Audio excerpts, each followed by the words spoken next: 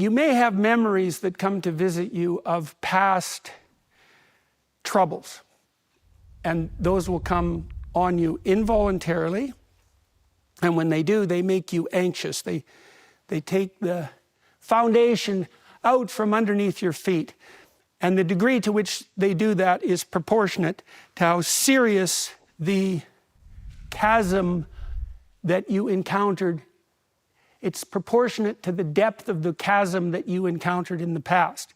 If you have experiences that hurt you, that you don't understand and didn't master and could still disturb you in the future, then those visions of the past will come to haunt you. They'll haunt your nightmares, they'll haunt your daydreams, they'll destabilize you. You'll be tempted to push them away.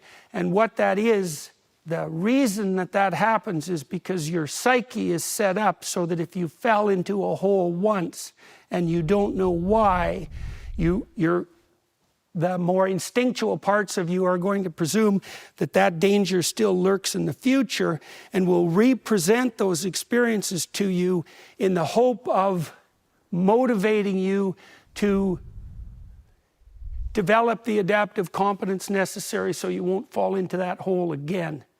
One of the things you do in therapy, one of the things you do with your friends and your family members, or even if with yourself, if you have some wisdom, is that if someone has a problem, you try to walk through with them why the problem emerged, which might have something to do with the vagaries of the world, because things happen to us that are accidental and random, that are difficult and dangerous, but also that our misadventures may have something to do with the improper calibration of the way that we're looking at and interacting with the world, right? And so when you're thinking about things that befell you in the past, let's say, you may have to develop a relatively sophisticated theory of the randomness of the world and come to terms with that, but you may also have to determine as precisely as you can what insufficiencies you might have brought to the situation that made you more vulnerable than you needed to be.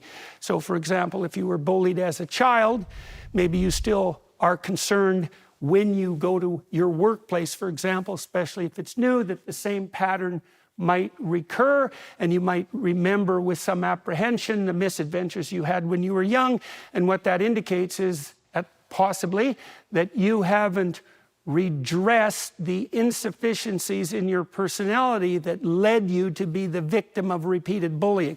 I'll use bullying as an example because one thing we do know is that there is some stability in the probability that a given child will be a bully or be a victim of bullies. And so I'm not trying to blame the victim of a bully for the fact that happens. I'm just saying that if negative things have befallen you in the past, it's wisdom to determine what it is that you might be doing wrong that's opening yourself up to the possibility that those sorts of things will happen to you. And I would say if you're characterized by patterns of negative events, then it's reasonably probable that you're bringing something to the situation, right? If it happens to you once, well, it's random. And maybe if it happens to you twice, it's random. But if you have the same sort of relationship with an intimate partner 3 times, it's you, right? And that's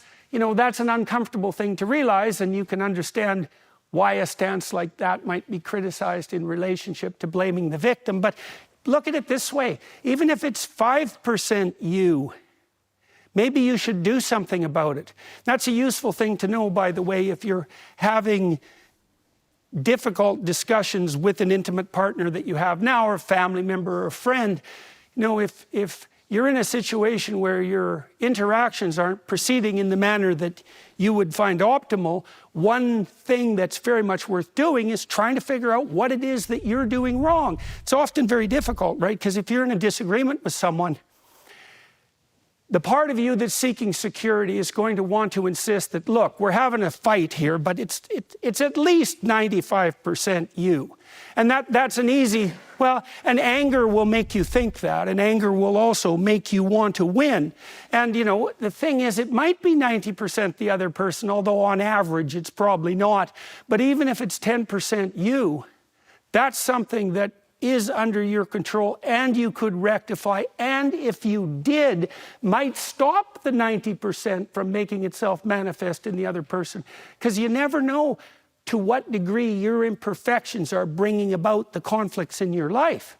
Now, you have to be careful to meditate on that, because you don't want to take yourself apart, but you can learn techniques, and we'll talk about them too, so that you don't force upon yourself the necessity of a transformation that's so rapid that it undermines you, right? If it starts to become too threatening, if the magnitude of change that you're apprehending that's necessary for yourself is too daunting, then you're biting off more than you can chew, and you should try to change slightly slower, right? And maybe you should try to change at the rate that you find optimal, right? And that's a good thing to learn about yourself, you know?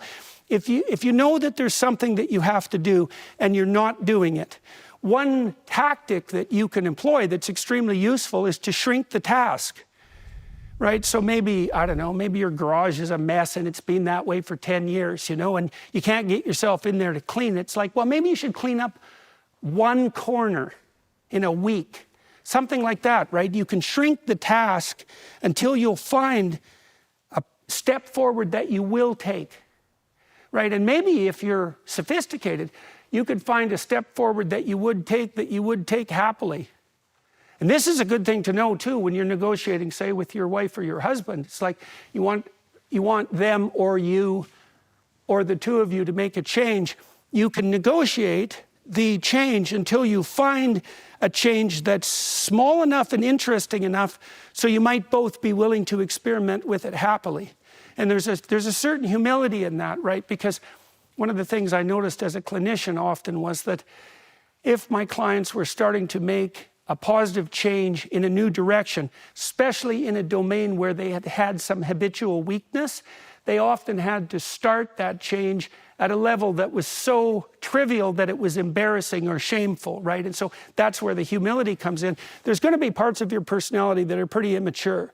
And the probability that you have to do something shamefully small to start improving that is extremely high.